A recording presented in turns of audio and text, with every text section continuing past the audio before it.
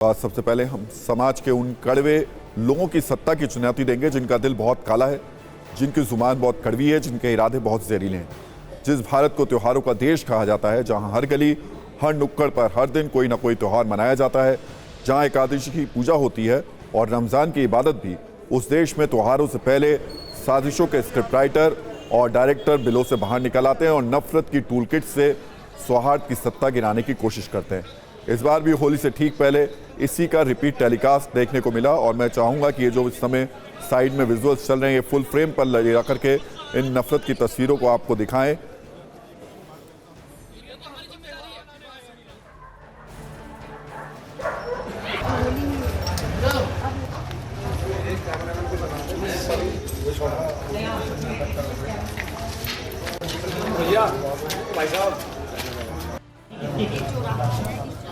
तो जब होलिका दहन और होली के कुछ ही घंटे बचे हैं, उससे ठीक पहले यूपी के कई शहरों में टेंशन का मीटर दौड़ रहा है।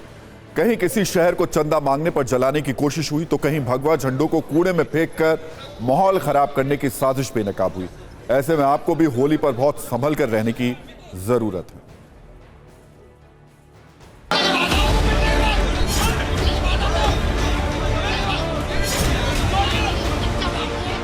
कूड़े के ढेर में धार्मिक झंडों के अवशेष कतरन मिली है। कम से कम 300 से 500 की संख्या में झंडे और कपड़े डाले हुए थे। इस प्रकरण को कुछ लोगों ने सांप्रदायिक कलर देने का प्रयास किया। ऐसी क्या मानसिकता है कि जो उन महिलाओं ने या जिस भी व्यक्ति ने डाले हैं, आखिर क्यों डाले गए हैं? दो पक्षों के बीच में किसी बात पे पहले कहा सुनी, उसके बाद मारपीट हुई है।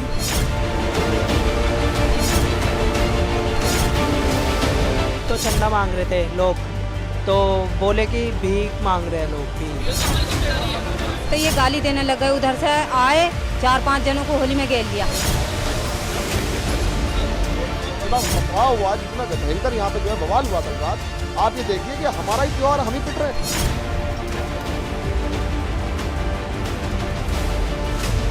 तो इस तरह के जहाँ पे भी हमारे यहाँ होलिका हैं, कब्रिस्तान हैं, जो वहाँ पे भी हमने अपनी गश्त और पेट्रोलिंग के बढ़ा दी है।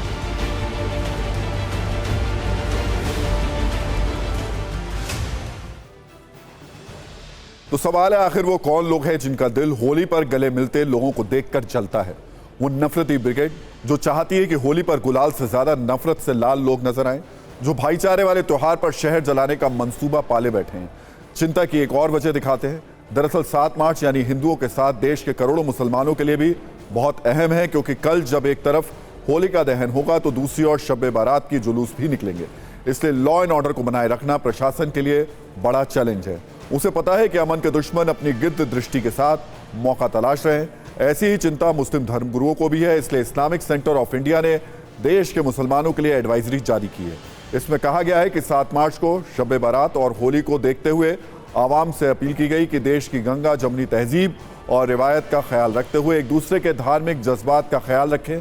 शब बारात में मुसलमान कब्रिस्तान जाते हैं, वो शाम 5 बजे के बाद ही जाएं। शब बारात इबादत की रात है, इसलिए आतिशबाजी ना करें। देश की तरक्की और अमन के लिए दुआ करें। लेकिन नफरत की दुकान खोलकर बैठे लोगों को ऐसी एडवाइजरी से कोई फर्क नहीं पड़ता है।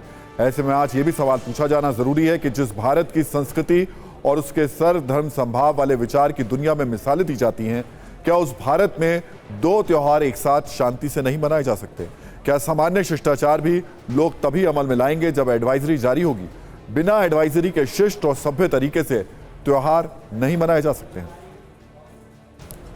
तो भारत में होली पर टेंशन है, तो इस मौके पर आज पाकिस्तान के उमरकोट की बात करना और उसकी तस्वीरें दिखाना भी जरूरी है।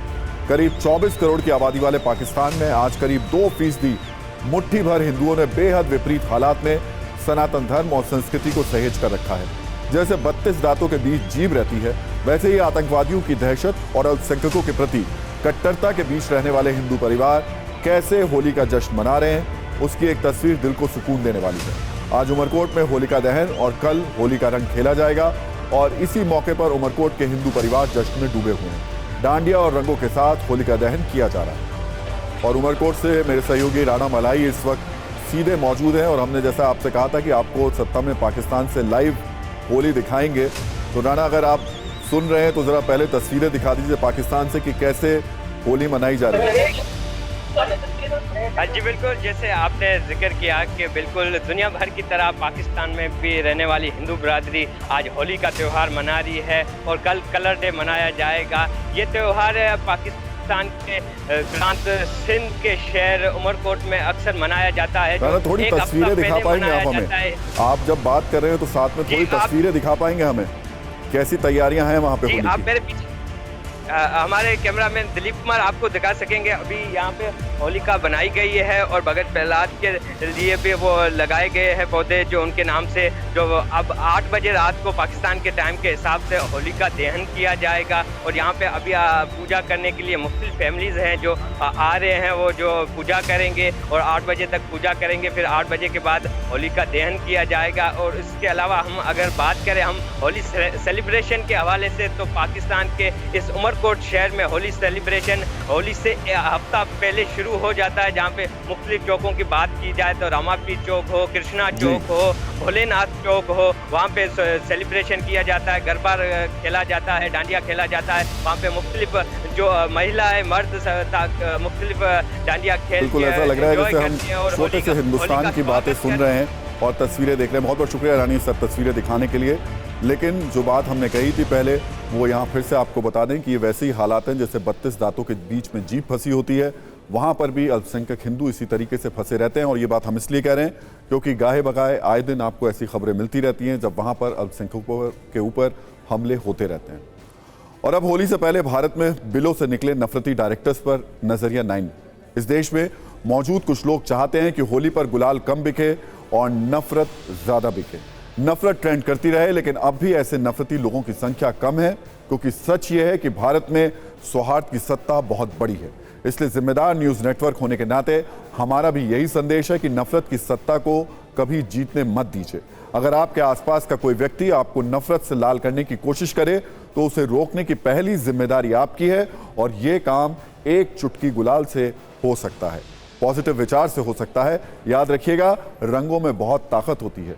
ये रंग नाम, मजहब और देश नहीं देखते, ये जिस पर चढ़ते हैं उसे अपने ही रंग में रंग देते हैं। इसके सबसे ताज़ा गवाह भारत में अलग अलग देशों के राजदूत और राजनयिक हैं, जिन्होंने आज दिल्ली में केंद्रीय विदेश राज्य और संस्कृति मंत्री मीनाक्षी लेखी की ओर से आयोजित होली महोत्सव में हिस्सा लिया।